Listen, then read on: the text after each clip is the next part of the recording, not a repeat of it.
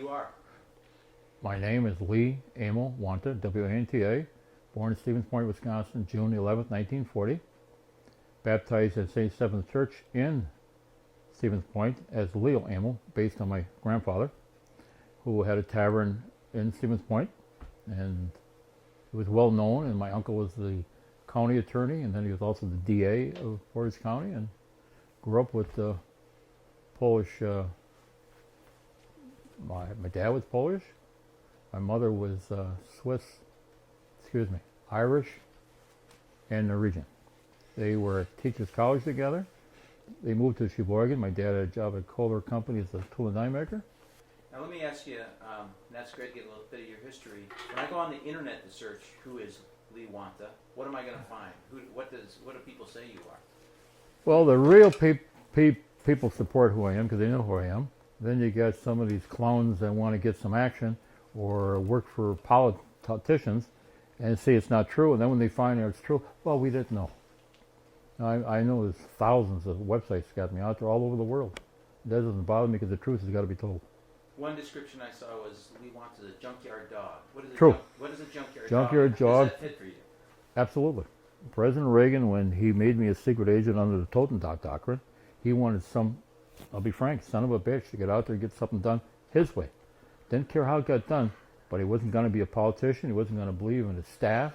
He wasn't going to believe in any of the departments because he knew the background, being the governor of California, that they were not doing, shall we say, intel work. They were doing political work.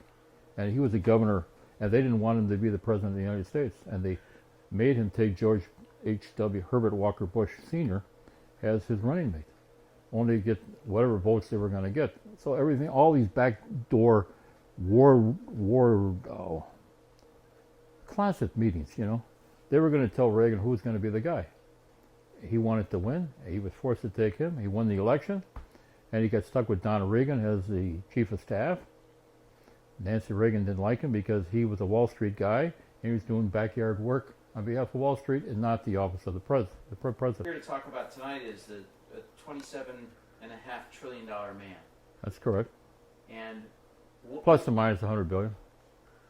Where does that number come from, and what are people accusing you of, or? They're accusing me that can't be because it's higher than the GDP, which has nothing to do with this. Not a thing. Nothing. These are all balance sheets, private sector money. Where does this number come from, $27.5 billion? Explain to me that. Okay. Trillion. We go back to the Soviet Union. My job was to destabilize, I always have trouble on this, destabilize the evil empire. That's what President Reagan wanted. William Friend Smith, the Attorney General, General Vern Walters, Bill Casey, we call him Uncle Bill, and Colby. And they asked me what I could do. Well, you have to understand, a lot of things happened before I got to that stage of meeting President Reagan, because I was in aerospace, I was a tool and die maker through apprenticeship. I went to MIT. I had straight A's and averages. I love to read books. And they always taught us, it doesn't matter if you have the answer. It's the ability to get the right textbook and give me the answer. So I learned to do both. Because, if you didn't have the answer, but you have the ability to go to the library or the dictionary and find it, that was acceptable in my religious training. And going back, what's the other part of the question? Where does that number, okay. Operation Still Point, I guess, is what? Operation Still Point. That was to take down the USSR. And I had no idea how to do it, except I knew. Khrushchev, when I was young, 15 years old, I think it was banging on the table with his shoe at the UN, and he was going to bury us with their own shovels. And I know my dad took me to the hardware store, and we bought all kinds of shotgun shells. He bought it. And everybody was there buying all kinds of shells, expecting a pair of shoes coming down in Minnesota, Wisconsin, Illinois, and my dad said, it ain't going to be an easy fight because we're going to kick their butt. I was thinking more like pellets, but they were buying more than pellets. They were buying the big pellets. And they were not going to let our country fall. And they knew that the Midwest of Minnesota, Illinois, Wisconsin was a very manufacturing, and Milwaukee would be hit for sure. And Operation Still Point was that part of that deal. But Senator Wiley was my mentor. He was the chairman of the U.S. Senate. So I was a political brat, shall we say. only from the Republican standpoint. I became a delegate. I was a member of the Milwaukee Police Department Auxiliary for training. I was a Waukesha County Deputy Sheriff, Vice President of the Waukesha County Deputy Sheriff's Association, volunteer fireman and for Village of Menominee Falls, where I was a firefighter, rescue squad, and a fire inspector. So I absorbed. I was like a big sponge. I want to know everything. Instead of going to Tupperware parties with my wife or having a Tupperware party, I had to paint the house. I would do something better. And then when we had the riots in Milwaukee in '67, which was a civil disturbance downgraded from a riot, it was truly a riot, but for insurance reasons, we got to call it civil disturbance. And my next door neighbor was Herb Schmidt, the inspector of police. He was the number 2 guy in the Milwaukee Police Department. And in order to play sheep's head with everybody, I had to be part of the group. Other police inspectors and captains, and I was one of the men, one of the boys. Plus I could beat them, and they loved the challenge of me beating them in sheep's head, because I could remember all the numbers. Queen of clubs, queen of spades. You play sheep's head? It's a great game. It's a mental game, 32 cards. You have trump, and you want to get all the points. And you can win with only 2 hands instead of 6 hands if you really count your cards that you have in, shall we say, the pot over here. Do you have a photographic memory, or how are you able to True. remember? True. That's why I never had to take a camera in Russia or the Soviet Union or in Chile or in Argentina. Or just look at you. I know who you are. Boom, boom, boom, boom, boom, boom. Remember, I have an engineering degree. I have a tool and die maker apprenticeship for 5 years. And I just had all the training. So, jumping to your time in service with the government, so the president... It's not the service of the government, the service of the office of the president. That's where they're mad at me, because I gave you orders to do A, B, and C. And I said, I'll check. I gave you an order. President Reagan says, if I didn't give you the order, it doesn't exist. So he's my dad. He's my papa. He wanted to get rid of all the BS out there, and he wanted his people to do what he needed, because he had his own agenda, which is to protect our great nation, America. That's how Operation Still Point came about, is Yeah. he said, I wanted... My way. I don't know what it is yet. You work on it. So what did you come up with? Take away all their money. They couldn't fire their missiles because they didn't have any batteries and belts in the silos. They didn't have any jet fuel because we bought it all. They didn't have any rubles to write articles, which you have in one of those books I gave you. And the Soviets hated me because they didn't have any 50, 100 denomination rubles, because I had them all. I went to the KGB, the GRU, postal people, manufacturing people. Because remember, the Soviet Union ruble you couldn't take anywhere. You could trade it with X, and X could trade with Mary, and Mary can give it to Sam, but you had nothing to buy with it. So what good is it? The military didn't have any money.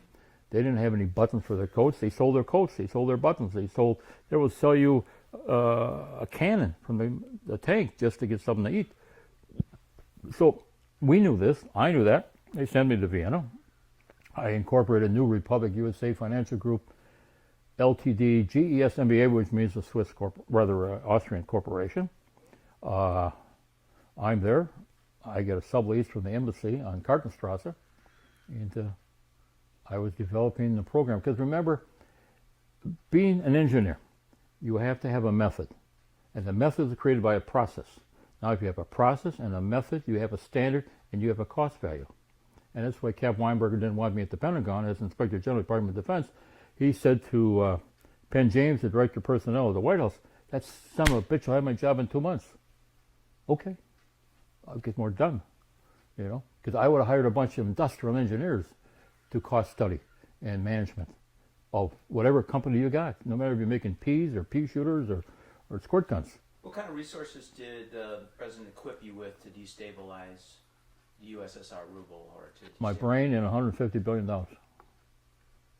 The task force that I was on, which was Vern Walters, Colby, Casey, William Friend Smith, President Reagan, period, and myself, was a $150 billion grant to go get them. And I just kept buying all kinds of rubles out of Vienna, which was a free zone. Vienna is you can do all the spying you want because everybody's a buddy, and all this other BS, which is true, except the Iranians and the Iraqis got in a gun battle at the airport and they screwed up that free zone. And I talked to both of the ambassadors. I said, what the hell are you guys doing? I'm in their house. What are you guys doing? I got them in my office. And the embassy, why are you in your office? Because I can talk to them. You can't be friends or get people to talk if you don't talk to them.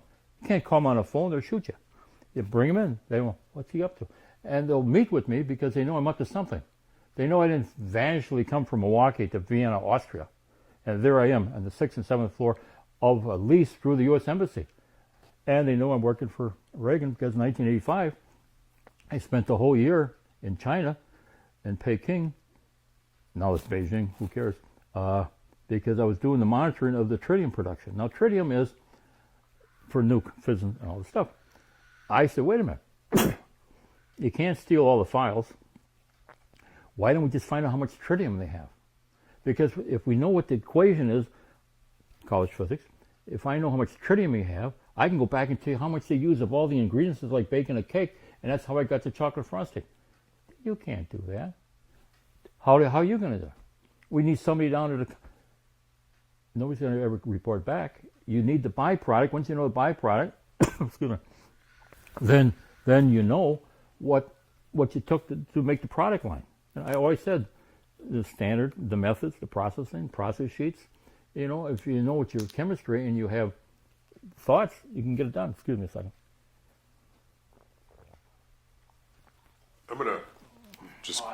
I'm just Actually, in the Soviet Union, I got Brinks doing all the wrapping and sorting and counting. You know, I'm talking billions and billions and billions. And Brinks is doing that. And the funny thing is, let me go back for a second. In 1952, I was a paper boy in Milwaukee for the Milwaukee Journal, Milwaukee Sentinel. My bank, my building I was signed with the First Wisconsin National Bank, and a bunch of the auxiliary offices, lawyers, and one of those was Brinks.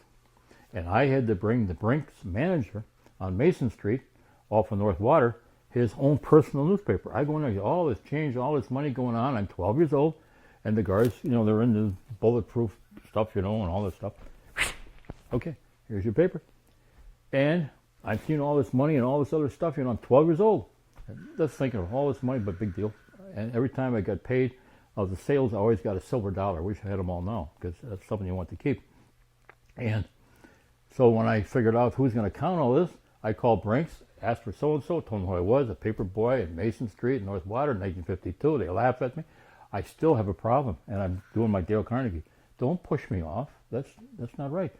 Let me check. And I described the whole floor and the turrets and all this other stuff and the address on Mason Street. He says, let me give you something. And I said, this is my problem. This is what I need. This is my identification. Call so-and-so, and you tell me who you want to talk to. I'll get him on the phone. He'll tell you who I am, and I want you to count all these rubles. What? Well, that's what you do. Did it in 52. You can do it in Holland. We'll get back to you. About 2 weeks later, we've been ordered to give you what you need. Good. I'll have everybody start sending all the rubles to Brinks in Holland. And they wrap them, they put them in big metal boxes and containers for shipping. We sold them, not sold them, it's a bad word. We exchanged them at NatWest, Hearn Bay. There's receipts I gave you. 100 million at Hearn Bay at NatWest, 1.2 billion at UBS. Everybody's buying from me.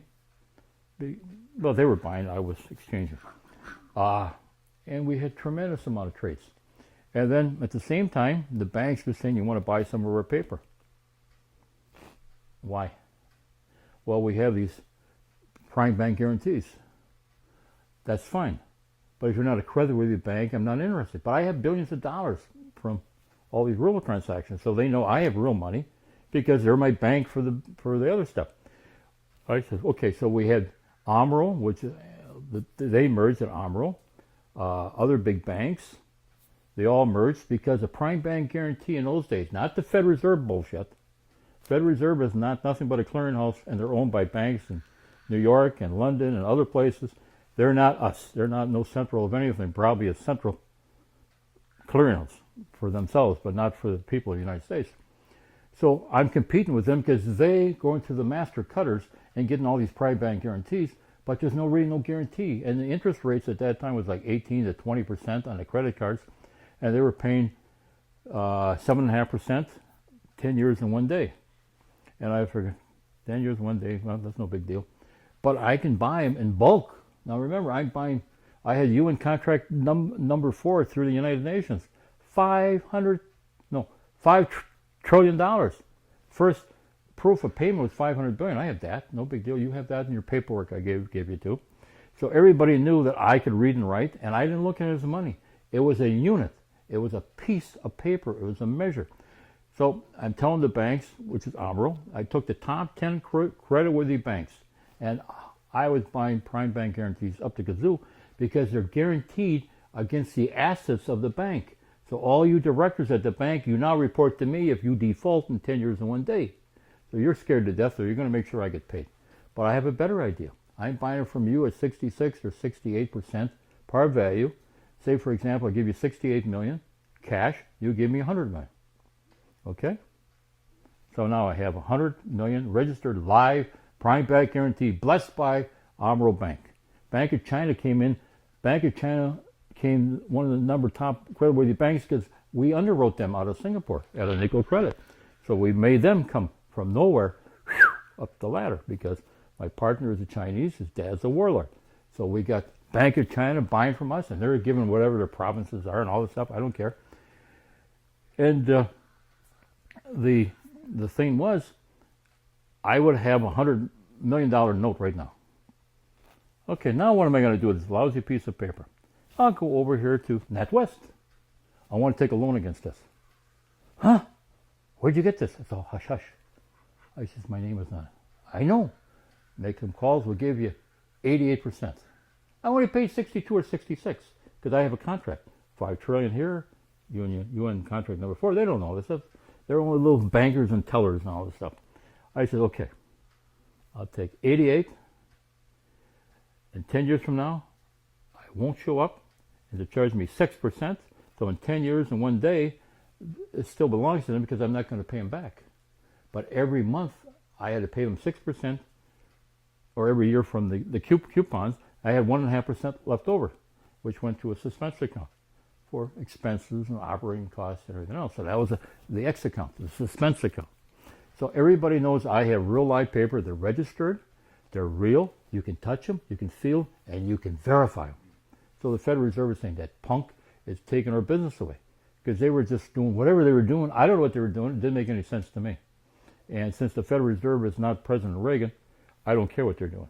Greenspan, you got all the records. I got all that crap. I had $150 billion that I exercised 120% authority over.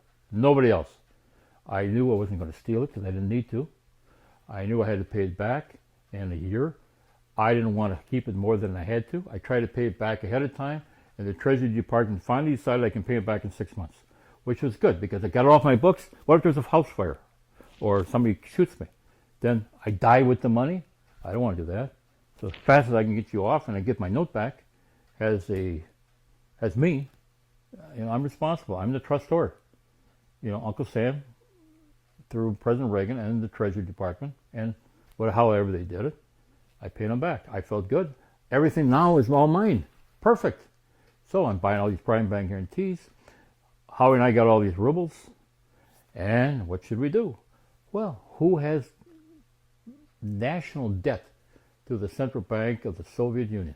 I met Gorbachev, I met Yeltsin, I met Prime Minister Yegor Gadar, and Singapore embassy already called Howie and I there to chew us out. There is no way, Victor Sashenko said, we pay you $1.20. That was the benchmark. You said it's worth $1.20. I have all these rubles.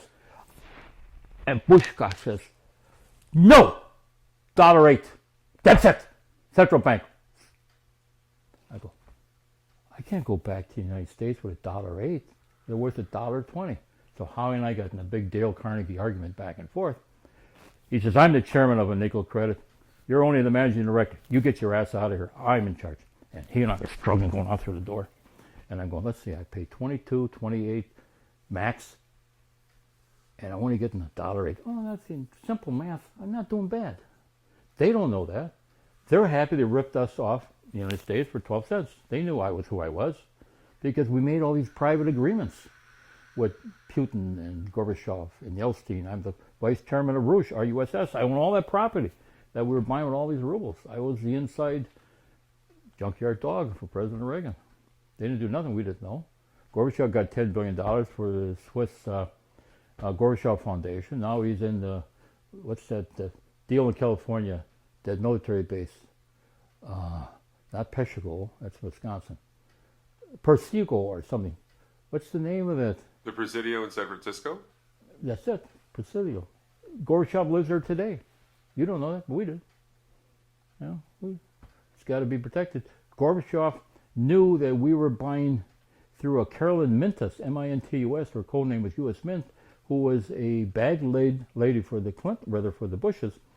We were taking Boris Yeltsin to Jackson Hole for property, and it was his safe house. I was going to buy some plots there too. I figured he was safe, I was safe. He's watching me, I'm watching him. Who's going to shoot me? You know, and that was. So you created wealth, paid back what you were given to work with Right away. and then there was money that was made that should have come to you. Is that correct? It's all mine. Okay, It's all mine. Can you just, in again layman's terms, explain? We did this, we paid it back, and then here's what I was owed, Yeah. and here's what happened. Not was old. I had it all. My problem was we sold rubles to transfer rubles to China, Pakistan, India, you name it. Anybody who had national debt to the Central Bank of Moscow, they were excited because all this rubles are coming back. But as they're coming back, they're losing all their hard currency. Now again, they got all the rubles and no hard currency, and China was buying them like at 84 cents a piece, 82 cents a piece, and we still made good. We didn't make $1.08, but that was fine because the object was to flush the rubles out of the system, which we did. So knowing all of that, we have all this money, and it's ours. It's mine. Howie's got his 418, 864, 432 billion. I have 430. They killed him with rat poison. They came after me. They got me the Sultan of Malaysia, took me to the Switzerland and Germany in their aircraft. So I took all the money out of nickel credits, sent 418 to Howie's accounts that he told me to do, and I kept 418. And so I'm still doing what I'm doing. Where is that money today? Well, we know 4.5 trillion was came through the Bank of America in Richmond, because the chief counsel of the Federal Reserve in Richmond confirmed to Judge Lee that everything I said was true. But he said the Federal Reserve no longer had the money, Henry Paulson had the money. And I'm going, well, if he takes out my taxes, I still got because the judge ruled from 38.6 to 35% because I haven't been paid yet. So I was given the Treasury 1.575 trillion based on the 4.5 trillion, and the other 23, I had a choice: argue about it forever, or get shot in the head, or lose a couple arms or legs, or whatever. And I figured 4.5 less 35% for Treasury taxes, better than going through with how we did with rat poison. What do you want to do with that money if you get it? I was going to build a Mero rail. That's the 850 billion alone. High-speed rail all over. You have a map in what I gave you, and we would have had a national high-speed 225, 250 miles an hour. You know, all over, including Canada, eventually Alaska through to the East Coast. When the equipment was available from all the spider lines we're doing in continental United States, I would have moved that equipment up. So we would have had 2 million employees. Boom. Hotels, boom. So who are the bad guys? Who took this money? Who are the bad guys? According to the Federal Reserve, the last guy was Paulson as Secretary of the Treasury. And we had sent him letters. He was part of my lawsuit, which I won. Everybody agreed I should get paid. I'm still waiting. Who do you fear? Nobody. They really took everything away from me. Took my grandson. They took my partner. Took Freddie Woodrow for the CIA to Lucy, Georgia. They took Jean-Pierre Grousseau, the spy master in France. They took Lino Barris, who was working with us on the Red Mercury 2020 in Hong Kong. They took everything I had. Would you feel comfortable that he ever made an attempt on your life? All the time. I even get goofy calls here all the time too. But when I was in the Swiss dungeon, with no charges, I'm in a Swiss dungeon. I call it Suite 130, 134 days. You have a letter from the Prime Minister getting me out of there. When he was coming to get me out of there, because see, under the 1992 peace accord, I had pledged on behalf of President Reagan $5 billion for the Israelis and $5 billion for the Palestinians, provided no arms, kiss and make up, and we're going to be there and watch every dollar.